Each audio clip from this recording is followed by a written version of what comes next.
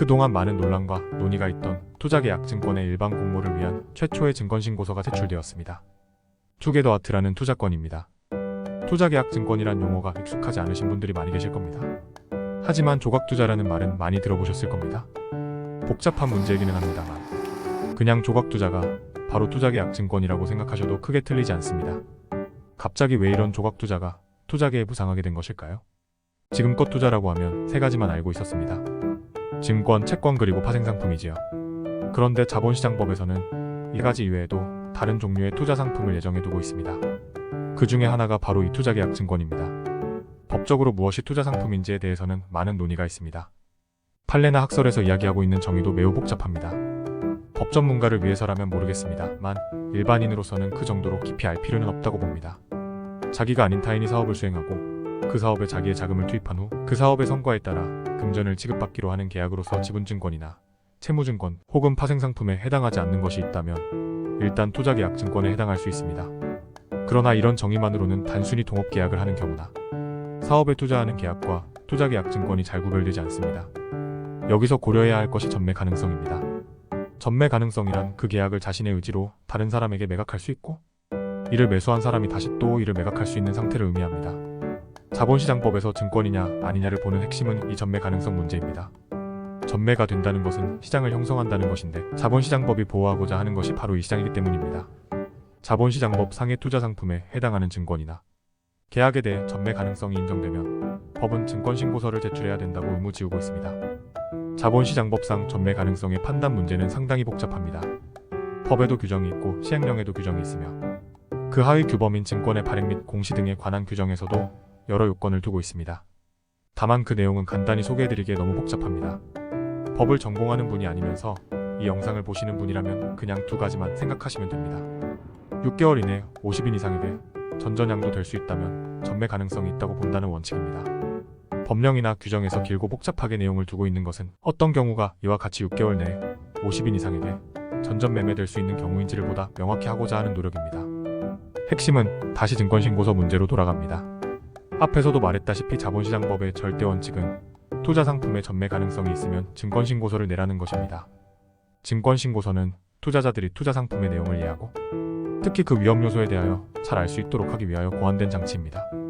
전매 가능성이 있는 경우 반드시 증권신고서를 내도록 하여 투자자와 시장을 보호하여야 한다는 것이 제도의 기본 취지입니다. 자, 이제 조각투자 문제로 돌아가 살펴보겠습니다. 조각투자는 그 적용 범위가 광범위하고 각각의 상품에 대한 내용이 다릅니다만 공통적으로 보이는 요소는 다음과 같습니다. 다른 제3자가 어떤 사업을 실시합니다. 현재까지 나타나고 있는 대표적인 사업은 음악음원 사업, 한우에 투자하는 사업, 미술품에 투자하는 사업 등입니다. 그리고 그 사업 주체는 사업 수행에 필요한 자금을 다수의 일반 투자자로부터 모집하여 조달합니다. 그 모집된 돈으로 중요 자산을 취득하여 사업을 수행한 후 그 사업에서 발생한 수익이나 사업 자산을 처분한 청산금을 투자자들에게 배분합니다. 즉, 모집된 돈으로 음원을 사들여 음원을 운용하는 사업을 진행하거나 한우를 사들여 사육하여 파는 사업, 미술품을 사서 소장한 후 가격이 오를 때 팔아서 이익을 취하는 사업 등을 진행한 후 그 수익을 투자자에게 배분하게 됩니다. 이러한 투자에 대하여 투자자들이 투자 위험 요소를 알지 못할 경우 시장에서 위험이 발생할 수 있습니다. 이런 점 때문에 금융감독원 등 감독기관에서는 오랜 기간 이 문제를 심의하고 유관부서 및 업계 관계자 등을 상대로 논의를 진행하여 왔습니다. 많은 분들이 알고 계시는 뮤직카우 문제가 바로 그 시발점이 되었습니다. 논의 끝에 이런 종류 사업의 투자자 모집은 자본시장법 상의 투자계약증권의 모집에 해당한다는 결론을 내리고 이에 대해서는 투자자 보호장치를 갖춘 증권신고서를 제출하여야 한다고 가이드라인을 제시하게 됩니다. 이 조치 후 최초로 증권신고서가 제출된 사례가 나타난 것인데 그것이 이번의 투게더아트 건입니다. 이건의 증권신고서는 금융감독원의 전자공시 사이트인 다트에서 그 내용을 찾아볼 수 있습니다. 이 증권신고서를 제출하고 그 효력 발생기간이 경과하고 나서야 사업자는 투자계약증권에 대한 공모행위를 시작할 수 있습니다.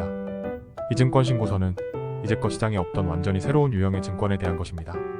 따라서 기존의 주식이나 채권에 대한 증권신고서와는 내용이 매우 다릅니다. 따라서 이 유형의 투자증권에 투자를 검토하시는 분이라면 필히 이 증권신고서를 꼼꼼하게 읽어보셔야 합니다. 증권신고서에서 가장 중요한 부분은 투자위험 요소입니다. 투자위험 요소에서는 사업위험, 회사위험, 기타 위험을 확인할 수 있습니다. 조각투자가라면 또 하나 중요 사업자산이 사업자의 도산 위험으로부터 절연되어 있는지 확인하여야 합니다. 사업자가 도산했다고 투자자들이 투자한 자산이 타인에게 넘어가 버린다면 심각한 문제가 발생하겠지요. 사실 이 문제는 아직 완전히 해결되지는 않았습니다.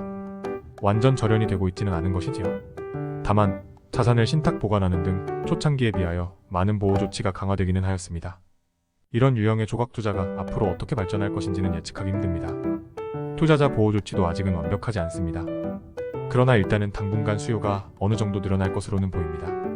투자계약증권의 공모를 위해서는 변호사의 법률 의견서가 필수입니다.